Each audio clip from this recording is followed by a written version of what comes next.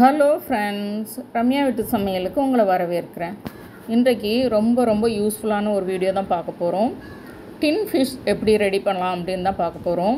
இது பார்த்திங்கன்னா நீங்கள் ஒரு 6 மாதத்துக்கு 1 இயருக்கோ ஸ்டோர் பண்ணுற மாதிரி தான் இருக்கும். ஆனால் ஃப்ரீசரில் ஸ்டோர் பண்ணுற மாதிரி தான் நான் சொல்லி கொடுத்துருக்குறேன்.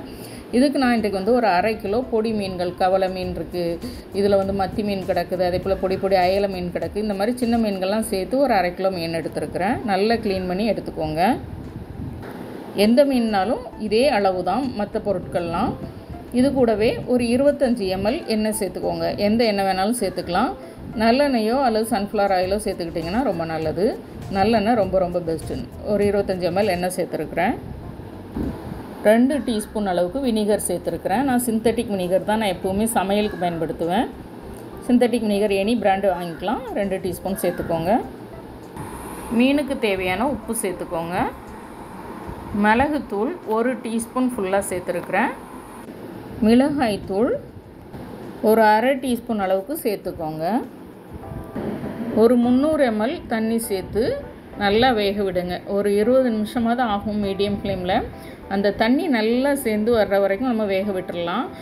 மீன் தான் 2-3 நிமிஷத்தில் வெந்துடுமே. ஏன் 20 நிமிஷம் வேக விடுறோம் அப்படின்னு பார்த்திங்கன்னா, இது புட்டெல்லாம் பண்ணோன்னா அன்றைக்கே செய்து நம்ம சாப்பிட்ருவோம். இது அந்த மீன் கொஞ்சம் ஹார்டாக ஆகணும். நிறைய நேரம் வேக போடும்போது மீன் கொஞ்சம் ஹார்டாக தான் ஆகும். அந்த மாதிரி ஆனால் தான் டின் ஃபிஷ்ஷுக்கு நல்லாயிருக்கும். மினிமம் 20 நிமிஷமாவது நீங்கள் வேக விடணும். குக்கரில் கூட 2-3 விசில் வச்சு எடுக்கனாலும் எடுத்துக்கலாம். இங்கே பாருங்கள், 20 நிமிஷம் மீடியம் ஃப்ளேமில் வேக விட்டதுக்கப்புறம் அந்த தண்ணி எல்லாமே இழுத்துருச்சு. கொஞ்சம் தான் தண்ணி இருக்குது. ஒரு 50 ml தண்ணி அதில் இருக்கும். அந்த தண்ணி அப்படியே இருக்கட்டும்.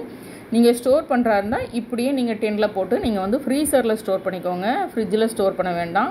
நீங்கள் ஒரு 2-3 நாள் தான் வைக்கிறீங்கன்னா ஃப்ரிட்ஜில் கீழே வச்சுக்கலாம். இல்லைன்னா நீங்கள் ஃப்ரீசரில் தான் வைக்கணும். இப்போ நான் இதை என்ன பண்ண போகிறேன்னா, இதில் இருக்க போனெல்லாம் எடுத்துகிட்டு தான் நான் ஸ்டோர் பண்ண போகிறேன். இன்னொரு நாள்லாம் கட்லெட் பண்ண போகிறேன். இதில் கட்லெட் பண்ணலாம், கறி பண்ணலாம், தொக்கு பண்ணலாம். எல்லா விதமான ரெசிபிக்கும் இது சூட்டபுளாக இருக்கும். பெரும்பாலும் கட்லெட் தான் நிறைய பேர் பண்ணுவாங்க.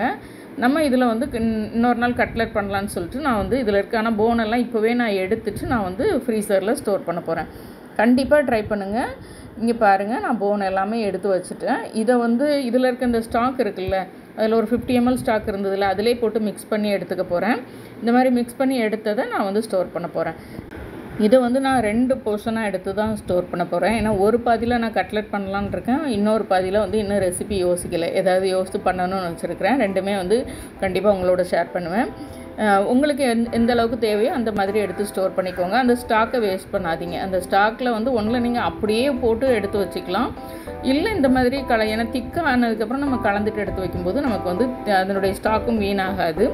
கண்டிப்பாக ட்ரை பண்ணி பாருங்கள். பிடிச்சிருந்தா லைக் பண்ணுங்கள், ஷேர் பண்ணுங்கள். வீட்டில் சமைச்சு சாப்பிடுங்க, வீணாக்காமல் சாப்பிடுங்க. மீண்டும் புது வீடியோவில் சந்திக்கலாம். பாய்.